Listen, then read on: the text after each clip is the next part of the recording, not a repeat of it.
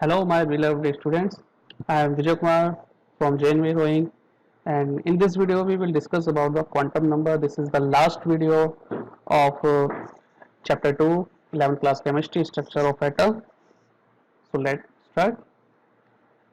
Straight, if you want to locate me, if you want to find me, if you want to meet with me, so what should you know? आपको क्या पता होना चाहिए अगर आप मुझसे मिलना चाहते हैं, मुझे ढूंढना चाहते हैं? ये मेरी क्या बात करते हैं, आप किसी भी पर्सन की बात कीजिए कि अगर आपको उस पर्सन से जाकर के मिलना है तो सबसे पहले आपको क्या पता होना चाहिए? कुछ इन्फॉर्मेशन होनी चाहिए ना उस बंदे से मिलने से पहले कि वो किस कंट्री का है, इंडिया, नेपाल, भूटान, बांग्लादेश, कहाँ रहता है, अमेरिका रहता है, कहाँ रहता है। फिर सेकंड नंबर स्टेट पता होना चाहिए। थर्ड नंबर उसका एरिया, कॉलोनी, किस एरिया या कॉलोनी का है। फिर उसका स्टेट और हाउस नंबर, ये सब चीज़ें आपको पता होनी चाहिए, तभी आप उस बंदे को, उस पर्सन को, या मुझे मान लीजिए, लोकेट कर सकते हैं, ढूंढ सकते हैं। ठीक है, इन सब चीज़ों की जरूरत है ना। लेकिन क्या ये जरूरी है कि अगर आपको ये सारी चीज़ें पता हो, मेरा कंट्री इंडिया, स्टेट चलिए मैं बताता हूँ, स्टेट मैं न्यू दिल्ली से हूँ, एरिया उस्मानपुर, ठीक है, स्ट्रेट 5 है, मकान नंबर E 386 बी पार्ट। ओके, ये सब मैंने आपको बता दिया। आर यू श्योर कि आप मुझे इस जगह पर ढूंढ लेंगे? क्या आप श्योर हैं? क्या कहा? सर मैं आपको ढूंढ लूंगा, लेकिन आप घर में होने चाहिए। अरे जरूरी है मैं घर में हूँ? मैं मान लीजिए उसी एरिया में हूँ, उस्मानपुर में हूँ, लेकिन हो सकता है मैं बराबर वाली गली में गोलगप्पे खा रहा हूँ, या 2 गली छोड़ करके मैं अपने दोस्त से मिलने गया हूँ। ठीक है, so there is probability to find me. ठीक है, सिर्फ आप अनुमान लगा सकते हो कि सर वहां होंगे, जरूरी नहीं कि मिल जाए। ठीक है, तो आप अनुमान लगा सकते हैं। तो कुछ हाल ऐसा ही है इलेक्ट्रॉन का एटम के अंदर, कि अगर आप किसी इलेक्ट्रॉन को एटम के अंदर फाइंड करना चाह रहे हैं तो सबसे पहले आपको ये पता होना चाहिए कि उसका शेल कौन सा है। ठीक है, किस शेल में है। इस चैप्टर में बात करेंगे कि शेल के भी पार्ट होते हैं, सब शेल। ठीक है, इस सब शेल में होते हैं ऑर्बिटल्स, और ऑर्बिटल्स के अंदर आपको इलेक्ट्रॉन कहीं मिलेगा। लेकिन एग्जैक्ट लोकेशन, जैसे कि मैंने लास्ट वीडियो में आपको बताया था कि एग्जैक्ट लोकेशन आप इलेक्ट्रॉन की अभी भी फाइंड नहीं कर सकते, आप सिर्फ अनुमान लगा सकते हो, प्रोबेबिलिटी। ठीक है, तो हम कभी भी इलेक्ट्रॉन की एग्जैक्ट लोकेशन नहीं बता सकते किसी एक पर्टिकुलर मोमेंट पे। सिर्फ हम क्या कर सकते हैं कि वो अपना मोस्ट ऑफ द टाइम कहाँ स्पेंड करता है, सिर्फ प्रोबेबिलिटी कर सकते हैं। ठीक है, तो यही सब चीज़ें आज हम इस चैप्टर में डिस्कस करेंगे। शेल, सब शेल, ऑर्बिटल्स। ओके, तो देखिए बेटा, ये जो चीज़ें हैं, कंट्री, स्टेट, एरिया और हाउस नंबर, ये क्या है मेरा? ये है एड्रेस। ठीक है, चलिए प्रोबेबिलिटी ही सही, ओके, प्रोबेबिलिटी से ही सही आप मुझे ढूंढने के लिए इन चीज़ों का इस्तेमाल करेंगे, तो ये मेरा क्या कहलाता है? एड्रेस। इसी तरीके से आपको इलेक्ट्रॉन ढूंढने के लिए क्या चाहिए? उसका शेल पता होना चाहिए, सब शेल पता होना चाहिए, ऑर्बिटल्स पता होना चाहिए। ओके, ये सारी चीज़ें पता होनी चाहिए। तो इन चीज़ों को बोलते हैं क्वांटम नंबर्स, इसकी आज हम इस वीडियो में बात करेंगे। ठीक है, so let's start. Quantum number बेटा, ये 4 ऐसे नंबर्स का सेट होता है जिससे हमें इलेक्ट्रॉन की सभी चीज़ों के बारे में पता चल जाता है। फॉर एग्जांपल, उस इलेक्ट्रॉन का एटम के अंदर लोकेशन, उस इलेक्ट्रॉन की एनर्जी, वो किस तरीके के ऑर्बिटल में है, और जिस भी ऑर्बिटल में वो लाई कर रहा है इलेक्ट्रॉन, उसका शेप और ओरिएंटेशन क्या है स्पेस के अंदर। तो ये सारी डिटेल हमें किससे पता चल जाती है? क्वांटम नंबर से। तो क्या होता है क्वांटम नंबर? जैसे अभी मैंने बताया, a set of 4 numbers with the help of which we can get complete information about the all the electron in an atom. This is called a quantum number. तो यहाँ पर 4 तरीके के क्वांटम नंबर के बारे में हम बात करेंगे। सबसे पहला है प्रिंसिपल क्वांटम नंबर, जिसे n से डिनोट करते हैं, और ये हमें शेल एंड एनर्जी के बारे में बताएगा। ठीक है, इलेक्ट्रॉन किस शेल में है, ठीक है, उसकी एनर्जी क्या है, और जाहिर सी बात है इसी से हमें साइज ऑफ एटम भी पता चल जाएगा, क्योंकि जितना ज़्यादा शेल होगा उतना ही बड़ा एटम होने वाला है। ठीक है, तो ये सारी चीज़ें हमें किससे पता चलती है? प्रिंसिपल क्वांटम नंबर, सबसे पहला क्वांटम नंबर जिसे एन से डिनोट किया जाता है। Second quantum number is azimuthal quantum number, जिसे सब्सिडरी क्वांटम नंबर भी बोला जाता है, और इसे एल से डिनोट किया जाता है, स्मॉल एल से।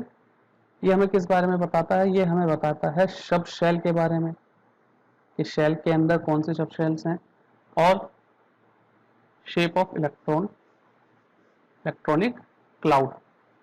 ठीक है, एटम के अंदर इलेक्ट्रॉन क्या करता है? कंटिन्यूसली रिवॉल्व करता रहता है, तो वो न्यूक्लियस के सराउंड एक इलेक्ट्रॉनिक क्लाउड क्रिएट करता है। तो उसका, उस क्लाउड का शेप क्या होगा वो भी हमें किससे पता चल जाता है? एजीमुथल क्वांटम नंबर से पता चल जाता है। Next quantum number is magnetic orbital quantum number. Obviously बात है, इससे हमें किस बारे में इंफॉर्मेशन मिलती है? कि कितने ऑर्बिटल्स होंगे, उनका ओरिएंटेशन क्या होगा, इट मीन्स न्यूक्लियस के अराउंड जो इलेक्ट्रॉनिक क्लाउड का शेप बन रहा है वो क्या होगा। और लास्ट क्वांटम नंबर जो कि बाद में डिस्कवर किया गया था, ये श्रोडिंजर की इक्वेशन से नहीं मिला था। बहुत अच्छा क्वेश्चन बनता है मेडिकल में भी ये क्वेश्चन आया हुआ है कि आपको ये 4 क्वांटम नंबर दे देंगे और ये कहते हैं कि श्रोडिंजर इक्वेशन का सॉल्यूशन कौन सा क्वांटम नंबर नहीं है। तो आंसर क्या है बेटा? आंसर है इलेक्ट्रॉन स्पिन क्वांटम नंबर। ये बाद में लाया गया था ये concept electron spin quantum number का। ठीक है, इसे स्मॉल एस से डिनोट करते हैं इस क्वांटम नंबर को। और ये क्या बताता है? स्पिन ऑफ द इलेक्ट्रॉन, क्योंकि इलेक्ट्रॉन जो है वो न्यूक्लियस के सराउंड रिवॉल्व करने के साथ साथ अपने ही एक्सिस पे भी क्या होता है? रोटेट होता है। ठीक है, जस्ट लाइक अर्थ। अर्थ क्या है? सन का भी चक्कर लगा रही है और अपने ही एक्सिस पे भी रोटेट कर रही है, तो उसी तरीके से इलेक्ट्रॉन भी करता है। ठीक है, तो उसके स्पिन की इंफॉर्मेशन हमें किससे मिल जाती है? इलेक्ट्रॉन स्पिन क्वांटम नंबर से।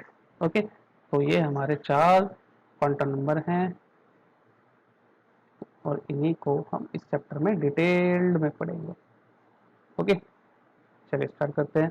तो सबसे पहला क्वांटम नंबर क्या है बेटा? Principal quantum number. जैसे कि मैं बता चुका हूँ, इसे किससे डिनोट करते हैं? स्मॉल एन से। ठीक है, एन यहाँ पर क्या है? एन यहाँ पर कोई भी पॉजिटिव इंटीजर वैल्यू है, जैसे 1 2 3 4 5 6 एंड सो ऑन। हाँ, फ्रैक्शन में नहीं होगा, 2.3 नहीं होगा, 3.4 नहीं होगा, 3.9 नहीं होगा, इस तरीके से नहीं होगा। Simple value 1 2 3 4 5 6 7 8। तो अभी तक जितने एटम्स हैं उसमें 7th शेल तक इलेक्ट्रॉन्स कंप्लीटली फिल हो जाते हैं। एंड प्रिंसिपल क्वांटम नंबर क्या डिटरमाइन करता है बेटा? साइज। ऑब्वियसली बात है, जितना ज़्यादा शेल होगा उतना ज़्यादा साइज होगा एटम का। ठीक, और जैसे जैसे शेल बढ़ते जाते हैं एनर्जी भी ऑर्बिटल की बढ़ती जाएगी। लेट सपोज ये न्यूक्लियस है, ठीक है, ये पहला शेल, ये दूसरा शेल, ये तीसरा शेल, ये चौथा शेल। तो मान लीजिए जो चौथे शेल में इलेक्ट्रॉन है, ठीक है, इलेक्ट्रॉन इन 4th शेल, और एक इलेक्ट्रॉन दूसरे शेल में है, इलेक्ट्रॉन इन 2nd शेल। तो किसकी एनर्जी ज़्यादा होगी? किसकी एनर्जी ज़्यादा होगी? ऑब्वियसली बात है, जिसका शेल ज़्यादा है, लार्ज एनर्जी या मोर एनर्जी। ठीक है, चौथे शेल की एनर्जी ज़्यादा होगी। इट मीन्स न्यूक्लियस के जितने पास होगा इलेक्ट्रॉन उसकी एनर्जी उतनी कम। ओके, सिंपल सी बात। सो principal quantum number also identify the shell with the increase in the value of n। जैसे जैसे n की वैल्यू बढ़ती जाएगी, the number of allowed orbital, इस लाइन को ध्यान से समझ ले, allowed orbital increases and are given by n square। इसका मतलब ये हुआ, फॉर एग्जांपल मैं थर्ड शेल की बात करता हूँ, थर्ड शेल का मतलब n इक्वल टू 3। तो इसमें नंबर ऑफ ऑर्बिटल कितने हो जाएंगे? नंबर ऑफ ऑर्बिटल का फॉर्मूला है n स्क्वायर, यानी 3 का स्क्वायर कितना हो गया? 9। तो 9 ऑर्बिटल है टोटल। कितने ऑर्बिटल्स मिलेंगे आपको? 9 ऑर्बिटल्स मिलेंगे। ऑर्बिटल क्या होता है बेटा? और ऑर्बिटल एक ऐसा रीजन होता है एटम के अंदर जहां पर इलेक्ट्रॉन के पाए जाने की प्रोबेबिलिटी, जैसे कि मैं स्टार्टिंग में बता चुका हूं कि हम सिर्फ इलेक्ट्रॉन की लोकेशन को, उसकी पोजीशन को प्रोबेबल कर सकते हैं। एग्जैक्टली किसी एक पर्टिकुलर मोमेंट पे इलेक्ट्रॉन कहाँ है हम नहीं बता सकते। ठीक है, तो एक ऐसा एरिया एटम के अंदर जहां पर इलेक्ट्रॉन के पाए जाने की प्रोबेबिलिटी सबसे ज्यादा है, 90 अप टू 95% है, तो ऐसे रीजन को हम ऑर्बिटल्स बोलते हैं। ठीक है, अगर nth शेल के लिए हमें नंबर ऑफ ऑर्बिटल बताना है तो हमें क्या करना पड़ेगा, n स्क्वायर करना पड़ेगा। तो चौथा शेल है, चौथे शेल में कितने ऑर्बिटल्स होंगे, 4 का स्क्वायर इक्वल टू 16 ऑर्बिटल्स होंगे। ठीक है, अब ये 16 ऑर्बिटल्स क्या होंगे वो हम चैप्टर में आगे पढ़ लेंगे, अभी इसी वीडियो में। ठीक है, तो ये वाला पॉइंट देखिए बेटा, all the orbitals of given value of n constitute a single shell of atom. ठीक है, इस किसी पर्टिकुलर n की वैल्यू वाले जो ऑर्बिटल होते हैं वो एक सिंगल शेल फॉर्म करते हैं, और n को इस तरीके से शो किया जाता है। n की वैल्यू 1 का मतलब है k शेल, 2 का मतलब है l शेल, 3 का मतलब है m शेल, और 4 का मतलब है n shell and so on. ठीक है, इसी तरीके से आगे भी, यानी फिफ्थ शेल है तो o शेल। तो second quantum number is azimuthal quantum number, जैसे कि मैं पहले बता चुका हूँ, इसको सब्सिडियरी क्वांटम नंबर भी कहा जाता है, और एक और नाम है इसका orbital angular moment quantum number. ठीक है, थोड़ा लंबा सा नाम है, orbital angular moment quantum number. ये क्या बताता है, ये ऑर्बिटल की 3 डायमेंशनल शेप बताएगा, 3 डायमेंशनल शेप। ठीक है, ऑर्बिटल का, इट मीन्स जो इलेक्ट्रॉन क्रिएट कर रहा है न्यूक्लियस के अराउंड, उसका शेप। ठीक है, क्या क्या शेप।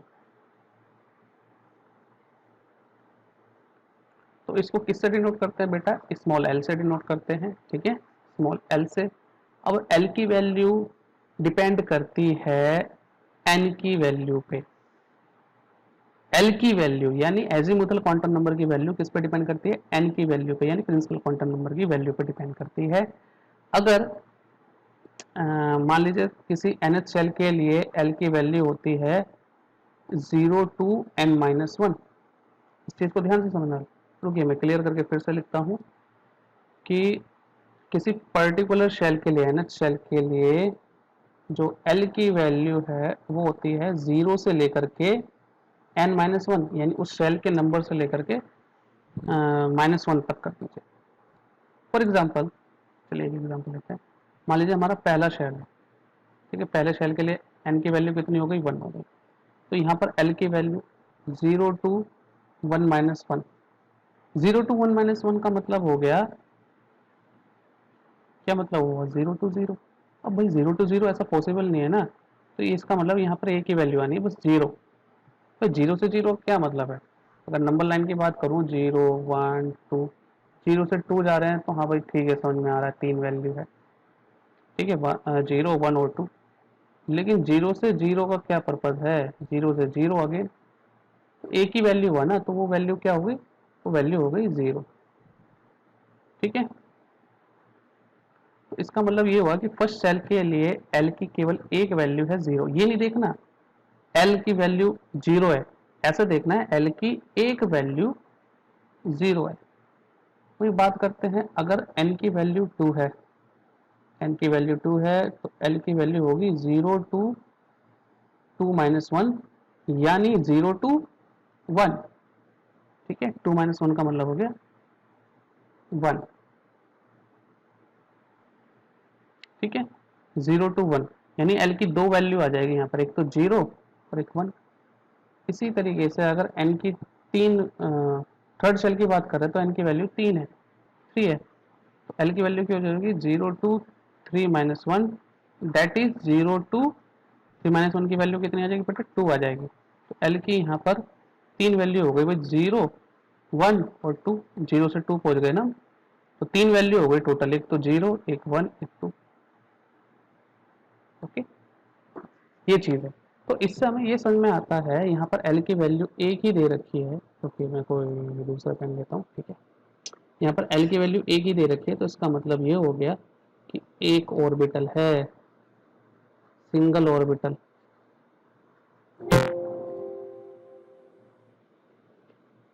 ठीक है,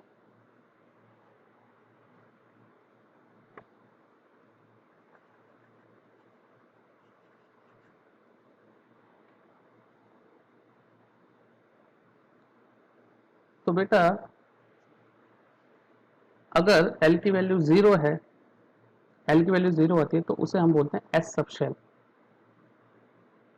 एल की वैल्यू 0 होने पर हम क्या कह देते हैं, एस सब शेल, क्योंकि एक ही सब शेल की वैल्यू को ये शो कर रहा है ना, तो उस सब शेल को हम एस बोल देते हैं। अगर एल की वैल्यू 1 है तो हम बोलते हैं उसे पी सब शेल। उस सब शेल का नोटेशन, उस सब शेल का नाम क्या रख देते हैं, पी। 2 है तो डी सब शेल, डी सब शेल। 3 है तो एफ सब शेल, 4 है तो जी सब शेल, 5 है तो एच सब शेल। ठीक है। अब ज़रा इस बात को ध्यान से सुनना कि अगर एन की वैल्यू 1 है तो मैंने आपको क्या बताया, एल की वैल्यू भी 0 होगी। ठीक है, ये बताया। तो इसका मतलब ये हुआ कि फर्स्ट शेल में एक ही सब शेल है। एल की वैल्यू 0 होने का मतलब एक ही वैल्यू आ रही है ना, एल की एक ही वैल्यू है यहाँ पर, और वो वैल्यू क्या है, 0।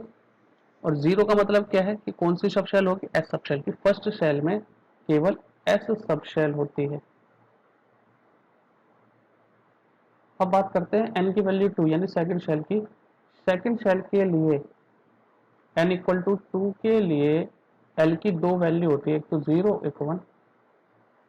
ठीक है, यहाँ पर दो वैल्यू का मतलब है कि दो सब शेल होती है। तो वो दो सब शेल कौन सी है, एल की वैल्यू 0 है तो एस सब शेल, और एल की वैल्यू 1 है तो पी सब शेल भी होता है। यानी सेकंड शेल में दो सब शेल होती हैं, और वो दो सब शेल कौन सी है, एस और पी। इसी तरीके से एन की वैल्यू 3 का मतलब थर्ड शेल। थर्ड शेल के लिए एल की वैल्यू 3 आ जाती है, 0 1 और 2। यानी एल 0 है तो एस सब शेल, एल 1 है तो पी सब शेल, और एल 2 है तो डी सब shell.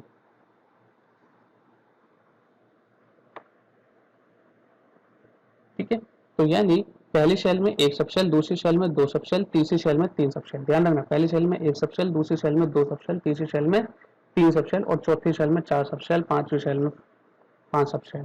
It means for any nth shell the number of sub shell, the number of sub shell is equal to n। खुद n हो जाएगा। ठीक है बेटा, जब हम क्वेश्चन करेंगे तो और क्लियर हो जाएगा आगे। अभी थोड़ा इसे टेक्स्ट को भी रीड करना है वीडियो में जो आप टेक्स्ट देख रहे हैं। ओके, और जो मैंने बताया उसे ध्यान से सुनना है काफ़ी। अब रिवाइंड करके बार बार देखिए, नहीं समझ में आ रहा है एक बार दो बार देखिए, तीन बार देखिए, रिवाइंड करते रहिए। Now third quantum number is magnetic orbital quantum number, जिसे हम किससे डिनोट करते हैं, स्मॉल m से, या इसे ml से भी शो कर देते हैं। ठीक है, फिलहाल हम यहाँ नोटेशन m ही रखने हैं कंफ्यूज ना होने के लिए। तो ये जो तीसरा क्वांटम नंबर ये किसके बारे में इंफॉर्मेशन देता है, ये देता है कि जो हमारा ऑर्बिटल है जहाँ पर इलेक्ट्रॉन पाए जा रहे हैं उसका स्पेशियल ओरिएंटेशन, यानी स्पेस के अंदर उस ऑर्बिटल का ओरिएंटेशन क्या है। ओके, किसी पर्टिकुलर सबशेल के लिए, जैसे सबशेल को हम एल से डिनोट करते हैं, किसी पर्टिकुलर सबशेल के लिए जो पॉसिबल ऑर्बिटल्स होते हैं, पॉसिबल ऑर्बिटल यानी m की वैल्यू जो होती है वो ये होती है 2l प्लस 1। क्या फॉर्मूला है, 2l प्लस 1। इट मीन्स अगर l की वैल्यू 0 है, l की वैल्यू कब 0 होती है, f सबशेल के लिए, तो यहाँ पर नंबर ऑफ ऑर्बिटल आप कैसे पता कर लेंगे, नंबर ऑफ ऑर्बिटल आप निकाल सकते हो by the formula 2l plus 1, इस फॉर्मूले से। तो यहाँ पर l की वैल्यू 0 पुट करो, तो 0 2 इंटू 0 प्लस 1 इक्वल टू 1। तो m की यहाँ पर एक ही वैल्यू आई है, और वो वैल्यू क्या है, 1 है। तो इसका मतलब ये हुआ कि s सब शेल में एक ही ऑर्बिटल होता है, s सब शेल में एक ही ऑर्बिटल होता है। ठीक है, अब बात करते हैं p सब शेल की। p सब शेल के लिए for p sub shell l की वैल्यू कितनी होती है बेटा, 1 लेते हैं हम l की वैल्यू 1। तो नंबर ऑफ ऑर्बिटल कितना हो जाएगा यहाँ पर, number of orbital number of orbital का फॉर्मूला होता है 2l + 1, तो 2 इंटू एल की जगह क्या रखोगे 1 + 1, तो 2 into 1 2 + 1 = 3। It means p sub shell में कितने ऑर्बिटल 3 ऑर्बिटल। इसी तरीके से अगर आप d के लिए कैलकुलेट करोगे, d के लिए d सब शेल के लिए जिसमें L की वैल्यू कितनी होती है, L की वैल्यू 2 होती है, तो वहां पर नंबर ऑफ ऑर्बिटल आपको 5 मिलेंगे और F के लिए नंबर ऑफ ऑर्बिटल 7 मिलेंगे। F सब शेल के लिए नंबर ऑफ ऑर्बिटल 7 मिलेगा अगर इसी फॉर्मूले से आप कैलकुलेट करेंगे तो। सो सेकंड पॉइंट फिर से देखिए, फॉर एनी सब शेल, किसी पर्टिकुलर सब शेल के लिए 2l + 1 value of m are possible, और m की जितनी वैल्यू आएगी उतनी ही ऑर्बिटल है। m की एक वैल्यू आ रही है, एक वैल्यू 0 आ सकती है, तो 1 ऑर्बिटल है। m की वैल्यू 3 आ रही है, 3 वैल्यू, 3 का मतलब 3 अलग अलग वैल्यूज, -1 0 +1, ठीक है, तो उतने ही ऑर्बिटल होते हैं। और m की वैल्यू को हम रिप्रेजेंट करते हैं -L2 + L, -L2 + L represent करेंगे। इट मीन्स अगर m की L की वैल्यू 1 है, L की वैल्यू 1 कब होती है, जब हमारे पास p सब शेल है, ठीक है, तो m की वैल्यू यहाँ पर टोटल वैल्यू, और टोटल वैल्यू देखें तो 3 आएगी, लेकिन वो टोटल वैल्यू क्या है -L2 + L, यानी -1 से लेकर के +1, तो -1 से +1 जाओगे तो तीन वैल्यू फॉल करेगी, और वो तीन वैल्यू क्या होंगी, वो तीन वैल्यू होंगी -1 0 पड़ेगा फिर बीच में, और फिर +1 पे पहुंच गया। इसी तरीके से L की वैल्यू 2, L की वैल्यू 2 किसके लिए होती है, D सब शेल के लिए होती है। इसमें 5 ऑर्बिटल आते हैं टोटल। अब देखिए वो 5 ऑर्बिटल के लिए m की वैल्यू क्या है, तो यहाँ पर ये वैल्यू हो जाएगी -2 से +2, तो जब आप -2 से +2 की तरफ जाएंगे तो -2 -1 आएगा, फिर 0, फिर +1, फिर +2, कितनी वैल्यू हो गई टोटल 5, ठीक है, 5 वैल्यूज। तो इसका मतलब डी सब शेल में हमारे पास 5 ऑर्बिटल मिलेंगे। ओके, इस तरीके से है बेटा, थोड़ा कंफ्यूजन होता है एक बार में क्वांटम नंबर नहीं आएगा समझ में, थोड़ा ध्यान से समझे, बार बार इसे देखिए। Fourth quantum number is electron spin quantum number.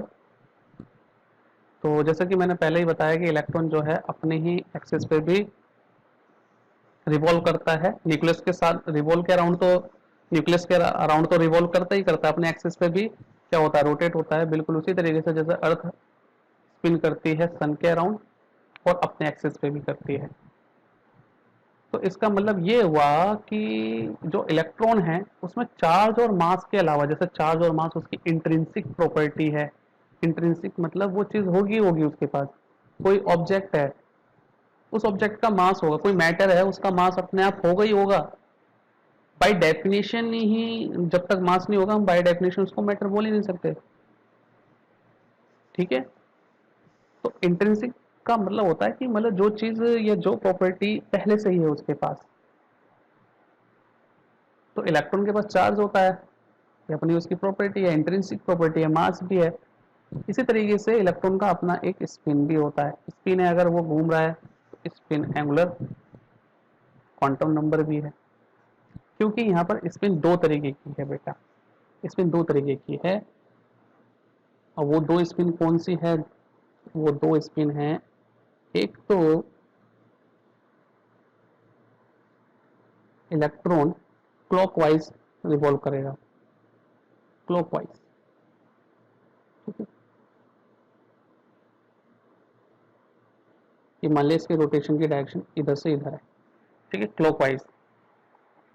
और इलेक्ट्रॉन अपोजिट भी तो घूम सकता है अपने एक्सिस पे, एंटी क्लॉकवाइज।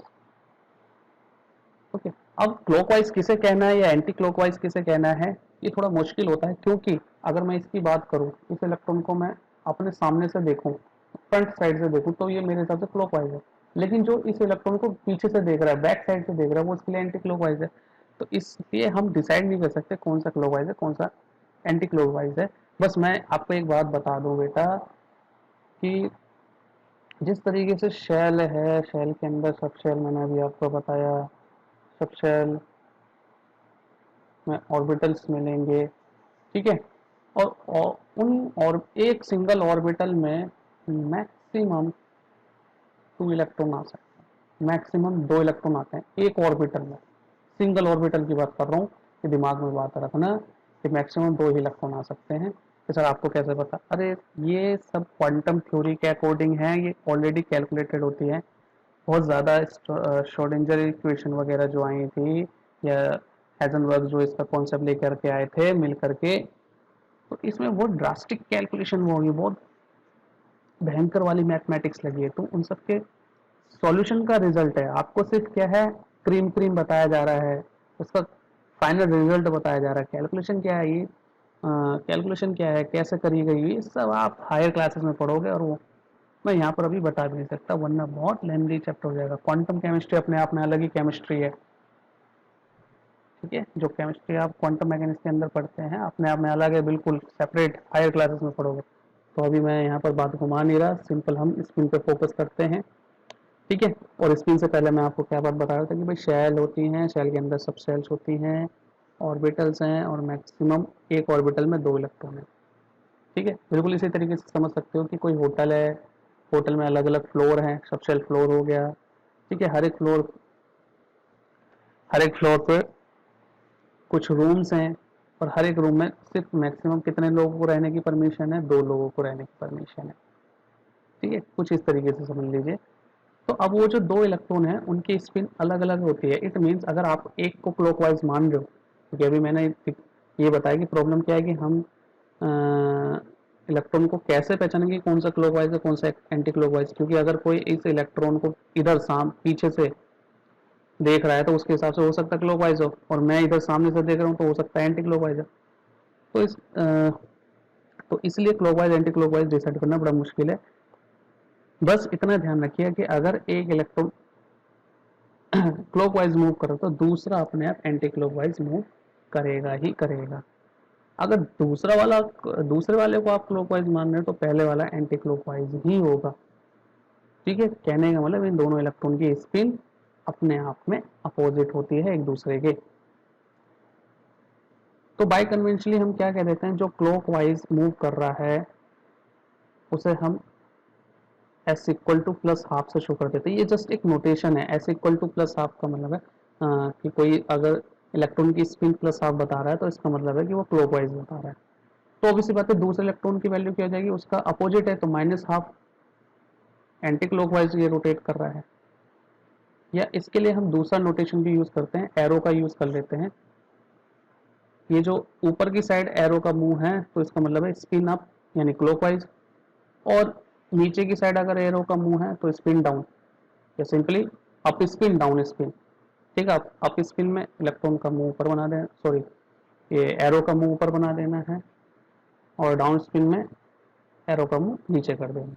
तो ये समझ अपने आप में ही समझ लिया जाता है कि ये क्लॉकवाइज हो गया या एंटी क्लॉकवाइज हो गया, ठीक है, इस तरीके से। तो चलिए अभी तक फाइनल कंक्लूजन जो भी हमने इन चारों क्वांटम नंबर में पढ़ा वो हमारे क्या समझ में आया बेटा। तो ये समझ में आया कि भाई जो शेल्स हैं, शेल्स जिसे हम प्रिंसिपल क्वांटम नंबर से रिप्रेजेंट कर रहे हैं एन से, वो 1 भी हो सकता है, 2, 3, 4 एंड सो ऑन। फिर शेल्स में क्या होती हैं, सब शेल होती है, सब शेल्स। सब शेल आपको यहाँ पर 4 काम आएगी। सब शेल को हम एल से डिनोट करते हैं, एल की वैल्यू अगर 0 है तो हम बोल देते हैं एस सब शेल है, एल की वैल्यू 1 है तो पी सब शेल है, एल की वैल्यू 3 है तो डी सब शेल है, और एल की वैल्यू 4 है तो एफ सब शेल है। ये सिर्फ 4 वैल्यू आपको ध्यान रखनी है, आगे भी होती है लेकिन यही 4 काम में आने वाली है, ठीक है। अब अगर पहली शेल है यानी एन की वैल्यू 1 है तो उसमें एक ही सब शेल होगी, और वो एक सब शेल कौन सी है, वो एक सब शेल होगी ये पहली शेल में एक ही सब शेल एस सब शेल, तो उसे मैं रिप्रेजेंट कर देता हूँ 1s से। ये 1s क्या डिनोट कर रहा है, 1s डिनोट कर रहा है first shell, and s denote कर रहा है s सब शेल को, यानी l की वैल्यू 0 को। फिर सेकंड शेल की बात करते हैं। सेकंड शेल में दो सब शेल होती हैं, और वो दो सब शेल कौन सी है, l की वैल्यू 0 और l की वैल्यू 1। ठीक है, असेंडिंग ऑर्डर में चलना है। l की वैल्यू 0 का मतलब s सब शेल, l की वैल्यू 1 का मतलब p सब शेल।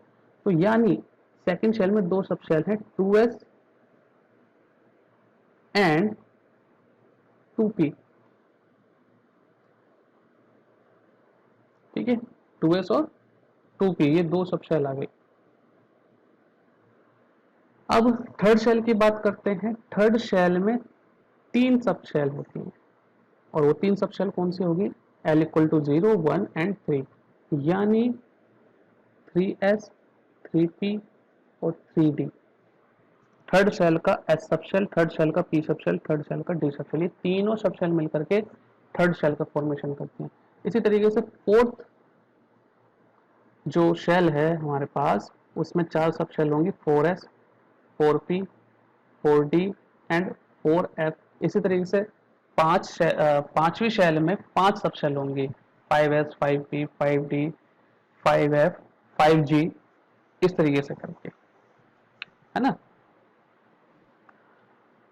अब बात करते हैं कि एक पर्टिकुलर सब शेल में कितने ऑर्बिटल्स हो सकते हैं, किसी एक पर्टिकुलर सब शेल में कितने ऑर्बिटल्स हो सकते हैं। उससे पहले मैं ये क्लियर कर दूं। चलिए अब सब शेल की बात करते हैं। ये चेंज कर लेता हूँ, रेड कलर ले लेते हैं, ठीक है। तो अगर l की वैल्यू 0 है तो मैंने बोला कि भाई s सब शेल है। l की वैल्यू 1 है तो मैंने बोला भाई p सब शेल है। l की वैल्यू 2 आती है तो d सब शेल, और l की वैल्यू 3 आती है तो अब s सब शेल। तो एजीमुथल क्वांटम नंबर यानी l की सिर्फ इतनी चार वैल्यू का ही आपका यूज होने वाला है इस चैप्टर में, नहीं 12th क्लास की केमिस्ट्री तक। ठीक है बेटा। तो जब l की वैल्यू 0 थी तो इसमें ऑर्बिटल यानी m भी एक ही आया था और उसकी वैल्यू 0 थी। तो सिंपली अगर मैं कहूँ तो s सब शेल में एक ही ऑर्बिटल, एक बॉक्स बना देता हूँ। ये एक जो डब्बा है वो एक ऑर्बिटल को रिप्रेजेंट कर रहा है। यहाँ पर l की वैल्यू 1 है तो m की वैल्यू आएगी यहाँ पर -l टू +l, यानी -1 टू +1। तो यहाँ पर तीन वैल्यू हो गई, -1, 0, +1।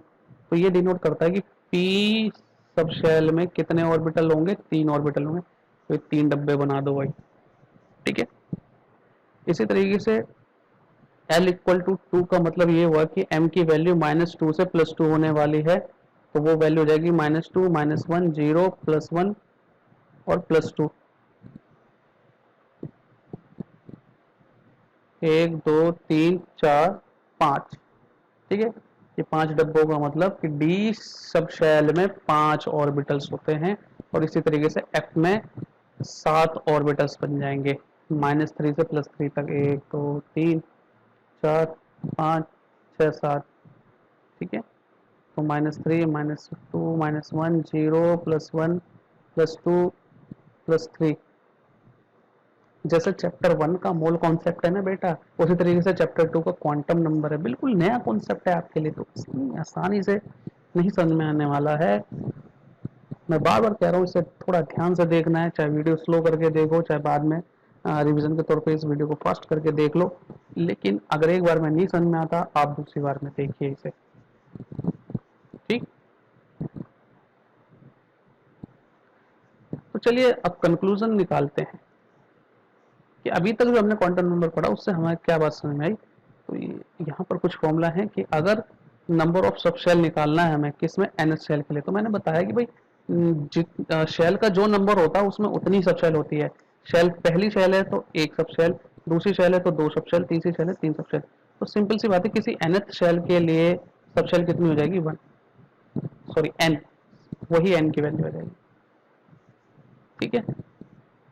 तो पहली शेल में सिर्फ एक ही सब शेल होता है, 1s, जिसको मैंने अभी नाम बताया आपको। फिर दूसरी शेल में दो सब शेल होते हैं, 2s, 2p। तीसरी शेल में तीन सब शेल होंगे, sp, df, ध्यान रखो। 3s 3p और 3d, ठीक है, तीन ही आएंगे। 3f is not possible, 3f नहीं आएगा यहाँ पर। फिर 4s 4p 4d और 4f, f sub shell fourth shell से पॉसिबल है, ठीक है। इसी तरीके से पांचवी शेल में 5 सब शेल आ जाएंगे, ठीक है। चलिए सेकेंड फॉर्मूले पे आते हैं कि अगर आपको नंबर ऑफ ऑर्बिटल बताना है किसी सब शेल में, तो इसके लिए मैं फॉर्मूला आपको बता चुका हूँ, 2l+1, 2l+1, जहां पर l क्या है, azimuthal quantum number. For example आपसे कोई कहता है कि भाई पी सब शेल में 3 सब शेल कैसे आए, तो देखिए पी सब शेल में l की वैल्यू कितनी होगी, s के लिए l की वैल्यू 0, p के लिए l की वैल्यू 1 यूज करते हैं, ठीक है। तो यहाँ पर l की वैल्यू 1 है, तो इस फॉर्मूला में पुट करो 2 1+1, ठीक है। l की जगह क्या हम पुट कर रहे हैं, 1 पुट कर, तो कितना आ गया बेटा, एक मिनट, ये थोड़ा सा फॉर्मूला टाइपिंग मिस्टेक हो गई, मैं इसको करेक्ट कर देता हूँ। ये फॉर्मूला ऐसे ना हो करके, ब्रैकेट में ना हो करके, ये है 2l+1, this is the whole formula, ठीक है। तो अब सही आएगा value, p sub shell l की वैल्यू 1, तो ये हो जाएगा 2 इंटू 1+1, 2 इंटू 2, तो बचा क्या +1, कितना आ गया टोटल 3। तो p सब शेल में 3 ऑर्बिटल हैं, ऐसे बना के दिखाया था ना मैंने, 3 बॉक्सेस का मतलब 3 ऑर्बिटल। थर्ड फॉर्मूला कि अगर हमें मैक्सिमम नंबर ऑफ इलेक्ट्रॉन निकालने हैं तो आप कैसे बताएंगे, तो मैंने अभी आपको बताया कि भाई एक ऑर्बिटल में 2 इलेक्ट्रॉन आ सकते हैं मैक्सिमम, आने को सिंगल भी आ सकता है, ऑर्बिटल खाली भी हो सकता है, ठीक है, लेकिन मैक्सिमम 2 ही आएंगे। तो आप देखिए कि भाई किसी सब शेल में अगर हम नंबर ऑफ ऑर्बिटल इस फॉर्मूले से बता रहे हैं 2l+1, इस फॉर्मूले से, यहाँ पर भी थोड़ा सा टाइपिंग मिस्टेक है बेटा, इसे 2l+1 ही रखेंगे ऐसे, इसको हटा करके, ठीक है।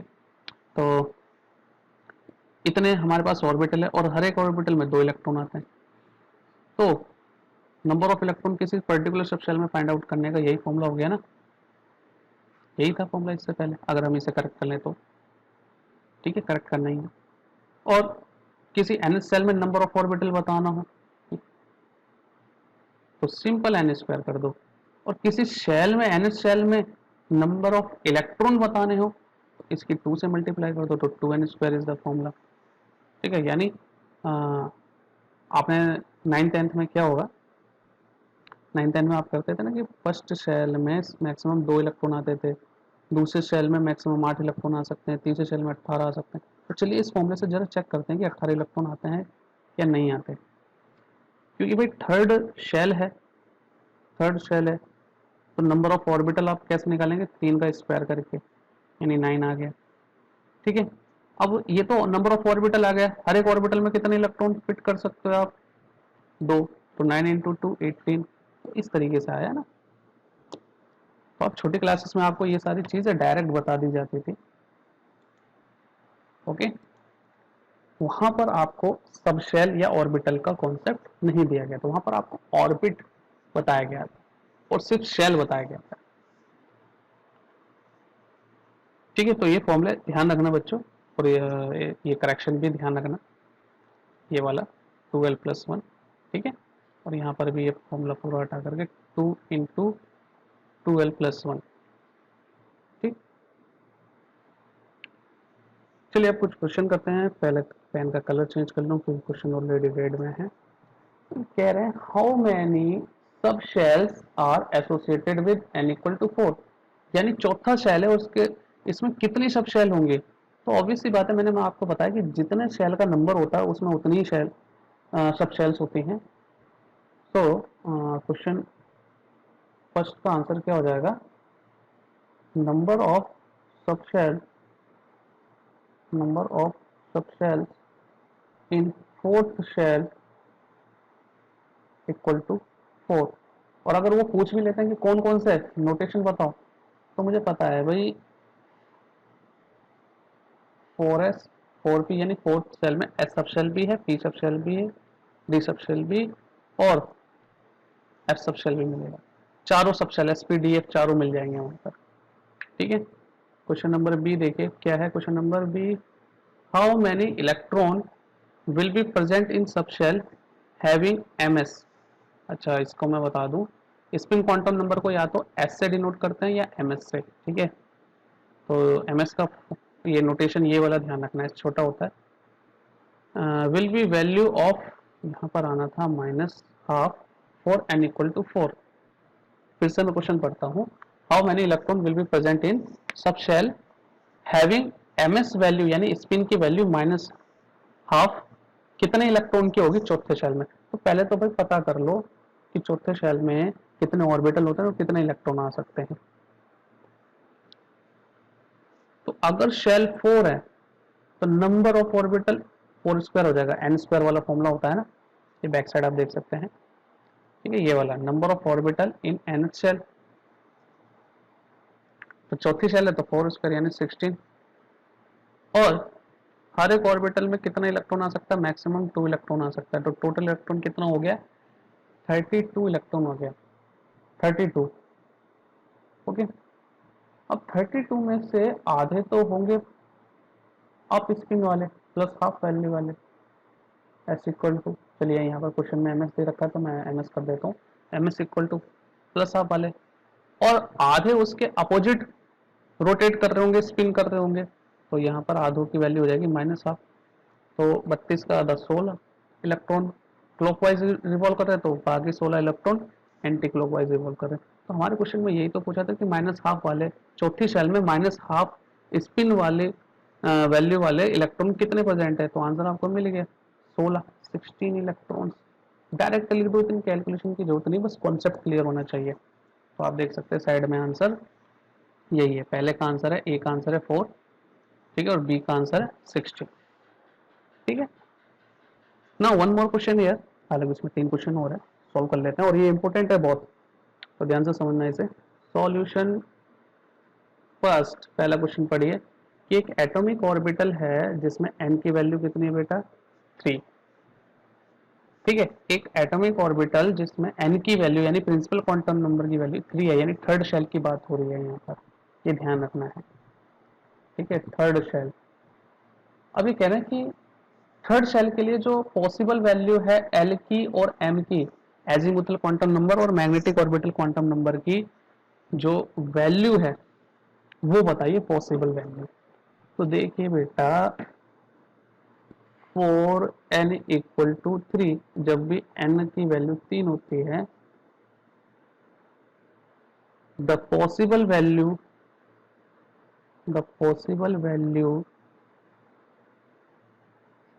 फॉर L इज 0, 1 और 2। क्यों, फॉर्मूला याद करो, L की वैल्यू होती है 0 टू n-1, n पे डिपेंड करता है ना। ठीक है, तो L की वैल्यू यहाँ 3 हो गई, 0, 1, 2। अब इसमें फॉर L इक्वल टू 0, तो M की वैल्यू कितनी हो जाएगी, 6, 0, क्योंकि M की जो वैल्यू है वो फर्दर L पे डिपेंड करती है, माइनस L2 प्लस L। ठीक है, माइनस L से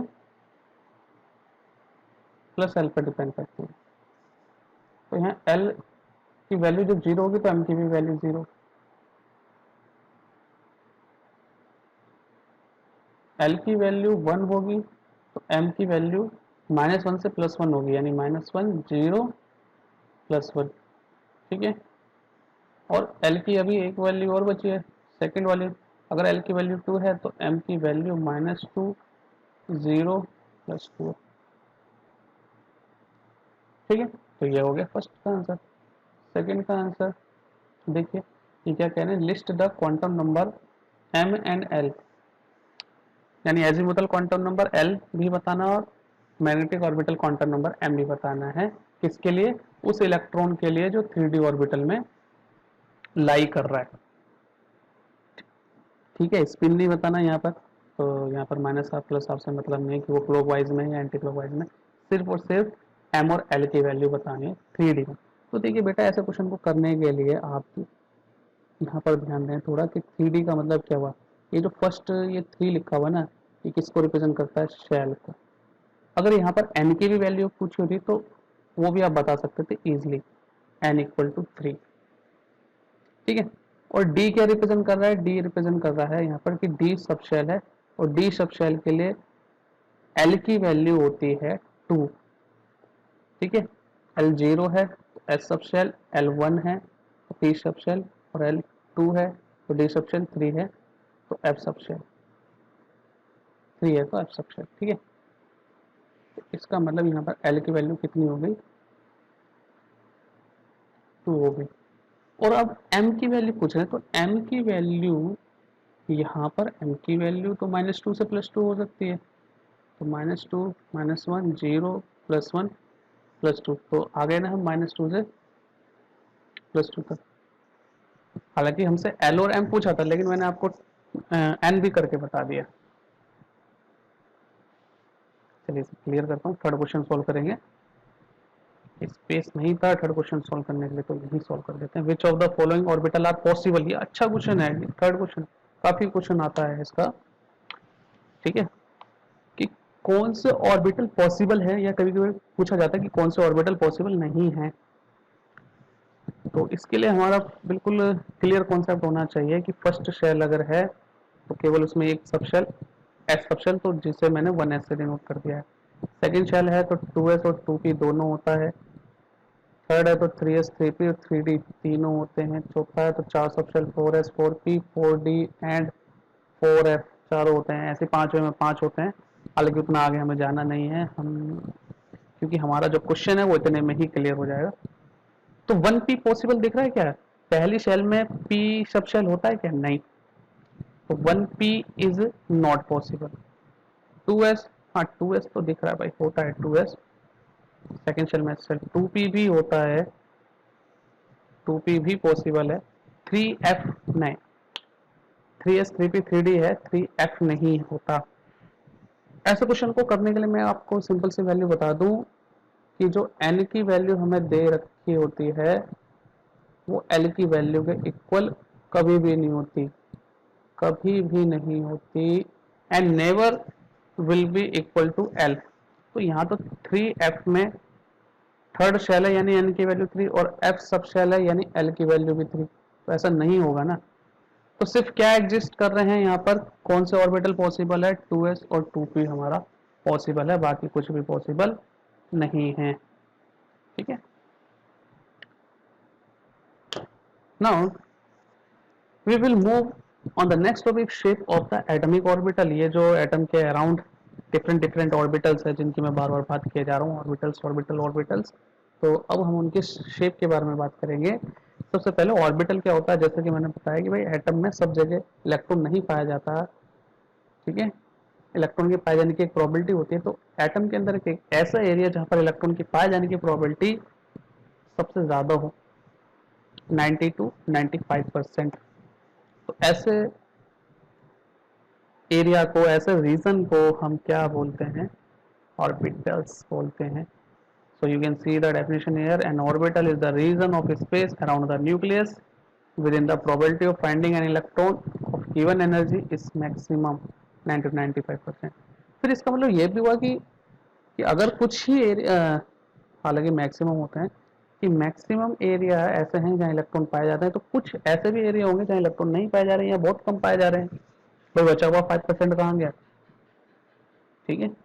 तो ऐसे रीजन को जहाँ इलेक्ट्रॉन के पाए जाने की प्रोबेबिलिटी जीरो होती है उसे हम क्या बोलते हैं, नोड्स बोलते हैं, या सिंपली नोडल सरफेस भी बोल देते हैं कभी कभी, और सिंपली हम नोड बोल देते हैं, ठीक है। अब ये जो नोडल सरफेस है, ये जो नोड है वो दो टाइप के होते हैं, एक होते हैं स्फेरिकल, या जिसे आप रेडियल भी कह सकते हैं, और दूसरे होते हैं प्लेनर, दो ही टाइप के होते हैं, ठीक है।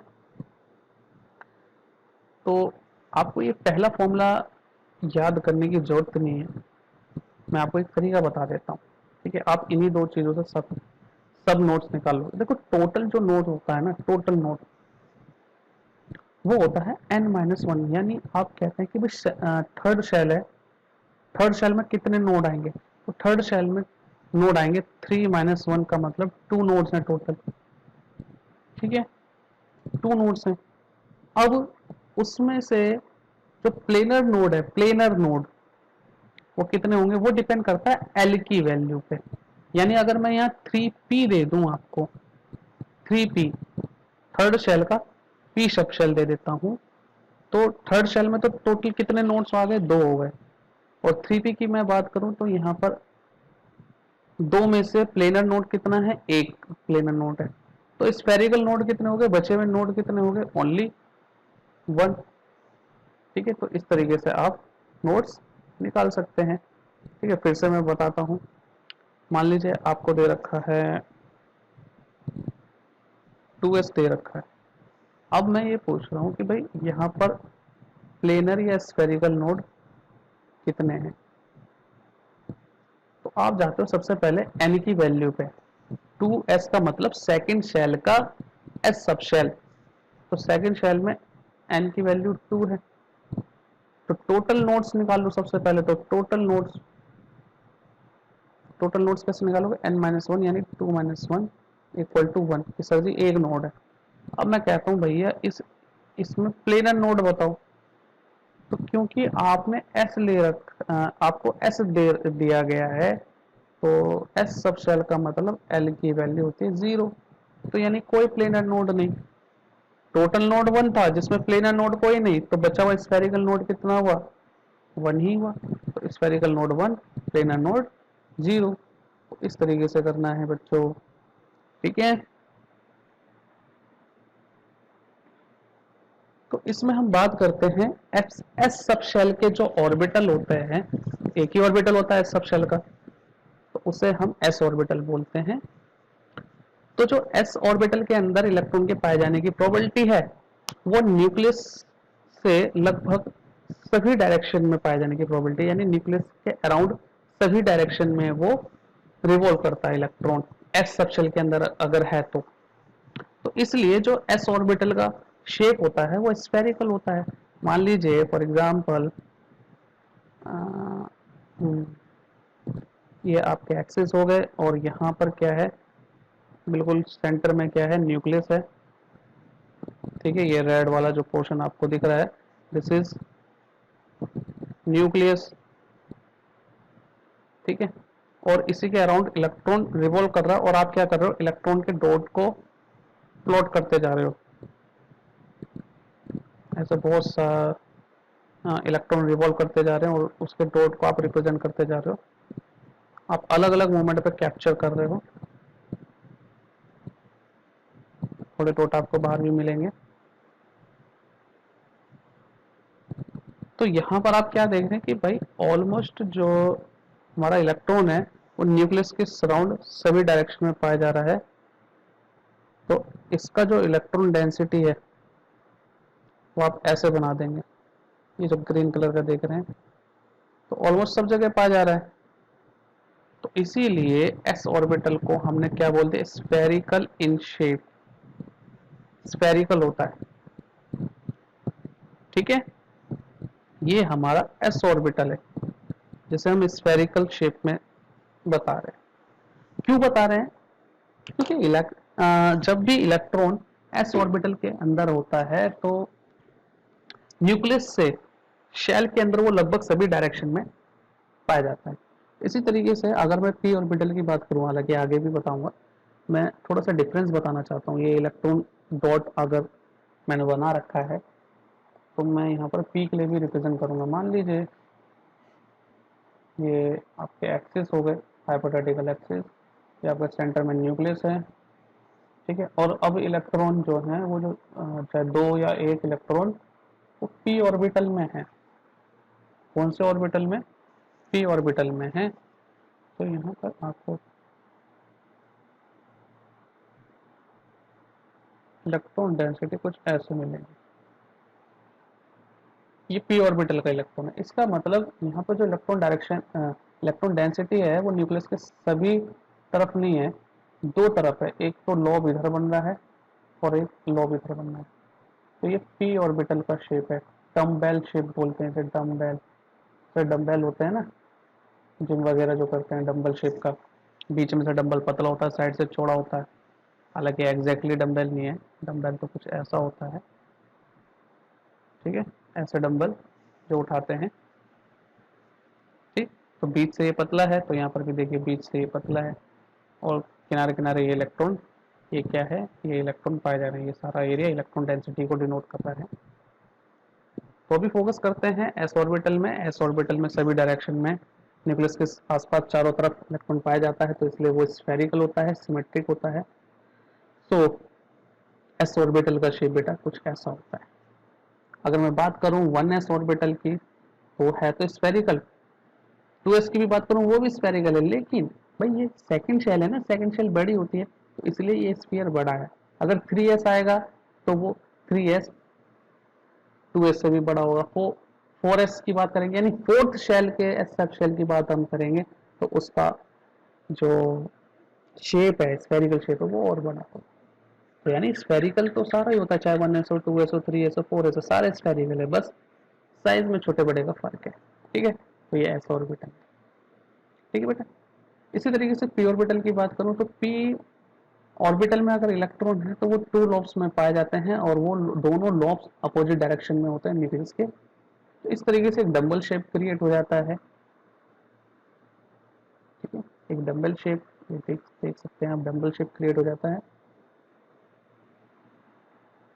तो यहाँ पर जो पी ऑर्बिटल होते हैं वो 3 होते हैं, और वो उन लॉब्स की ओरिएंटेशन पर डिपेंड करता है कि एक्स एक्सिस के अराउंड है तो पी एक्स बोल देते हैं, पी एक्स। वाई एक्सिस के अराउंड अगर वो लॉब्स है तो पी वाई, जेड एक्सिस के अराउंड है तो पी जेड बोल देते हैं, कुछ इस तरीके से। अब देख सकते हैं कि ये रहा मेरा एक्स एक्सिस, ये वाई एक्सिस, और ये जेड एक्सिस, ये एक्स एक्सिस, ऐसे 3 डायमेंशनल है। तो अगर एक्स एक्सिस पे लाई कर रहा है ये ऑर्बिटल, पी ऑर्बिटल, तो आप ये देख सकते हैं एक लॉब ये रही, दूसरी लॉब ये रही, ठीक है, 2 लॉब्स है ना यहाँ पर। तो ये पी ऑर्बिटल है, पी ऑर्बिटल में एक्स एक्सिस पे है, तो ये पी एक्स। यहाँ पर देख सकते हैं आप पी वाई का भी शेप वही है, डंबल शेप है पी वाई।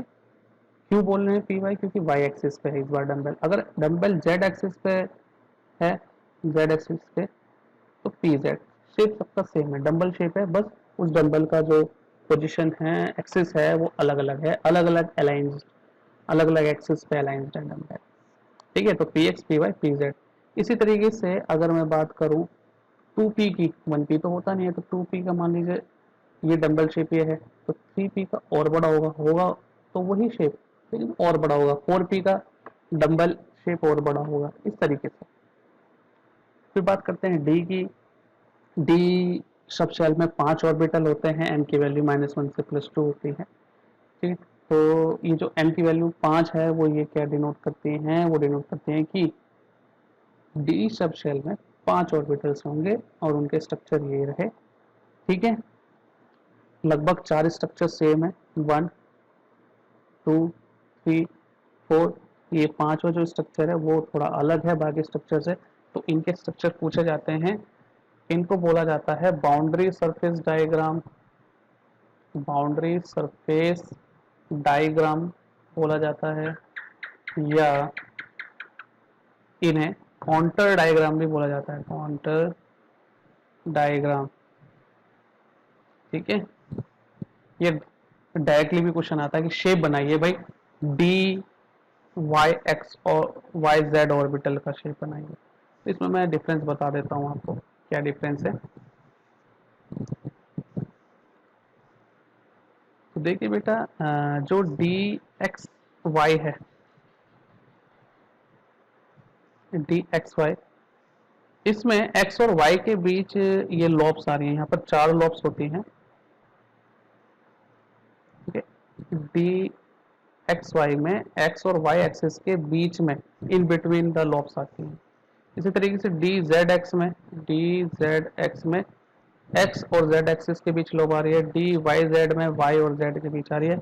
और ये वाला, एक ये वाला भी यूनिक है, d x square y square. तो यहाँ पर एक्स और वाई एक्सिस दोबारा है, बिल्कुल फर्स्ट वाले की तरह एक्स और वाई एक्सिस है, लेकिन इस बार इनके बीच में ना आकर के, यहाँ पर पे तो बीच में है, एक्स और वाई एक्सिस के बीच में लॉब्स आ रही है, यहाँ पर ऑन द एक्सिस जा रही है, ऑन द एक्सिस लॉब्स जा रही है, तो ये थोड़ा ध्यान रखना है। ठीक है, बात करते हैं डी जेड स्क्वायर एक्सिस की, सॉरी ऑर्बिटल की, डी जेड स्क्वायर ऑर्बिटल। तो यहाँ पर जेड एक्सिस पे ये पी ऑर्बिटल की तरह लॉब्स होती हैं, और यहाँ पर एक लॉब्स एक्स्ट्रा ये रही इस तरीके से। तो ये थोड़ा यूनिक होने के कारण एग्जामिनर की नज़र में ज़्यादा रहता है, तो थोड़ा ध्यान दीजिएगा इस पर। ठीक है, तो यहाँ पर हमने बात कर ली शेप्स की। तो अभी की वीडियो में बस इतना ही। नेक्स्ट वीडियो इम्पोर्टेंट है क्योंकि हम इसमें बात करेंगे ऑफ प्रिंसिपल रूल कि ये जो इलेक्ट्रॉन है ऑर्बिटल्स के अंदर कैसे फिल किए जाते हैं, कैसे रिप्रेजेंट किए जाते हैं। अभी के लिए tata, bye bye, thank you.